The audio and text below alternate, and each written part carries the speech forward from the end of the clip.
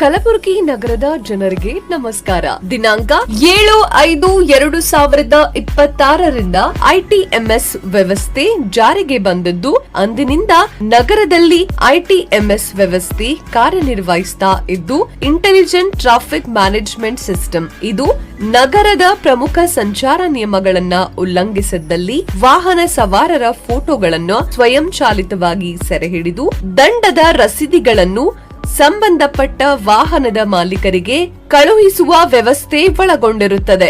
ಸಂಚಾರ ನಿಯಮ ಉಲ್ಲಂಘನೆಗಳಾದ ಹೆಲ್ಮೆಟ್ ಇಲ್ಲದೆ ದ್ವಿಚಕ್ರ ವಾಹನ ಚಲಾಯಿಸುವುದು, ದ್ವಿಚಕ್ರ ವಾಹನದ ಮೇಲೆ 3 ಜನರು ಸವಾರಿ ಮಾಡುವುದು, ವಾಹನ ಚಲಾಯಿಸುವಾಗ ಮೊಬೈಲ್ ಬಳಕೆ ಮಾಡುವುದು, ಸೀಟ್ ಬೆಲ್ಟ್ ಧರಿಸದೇ ಇರುವುದು, ಸಿಗ್ನಲ್ ಜಂಪ್ ಮಾಡುವುದು ಮುಂತಾದ ಸಂಚಾರ ನಿಯಮ ಉಲ್ಲಂಘನೆ ದೃಶ್ಯಗಳನ್ನ ಸೆರೆಹಿಡಿದು ಫೋಟೋ ಸಮೇತ ಸಂಬಂಧಪಟ್ಟ ಮಾಲೀಕರ ಮೊಬೈಲ್ಗಳಿಗೆ ಸಂದೇಶ ರವಾನಿಸುತ್ತಾರೆ.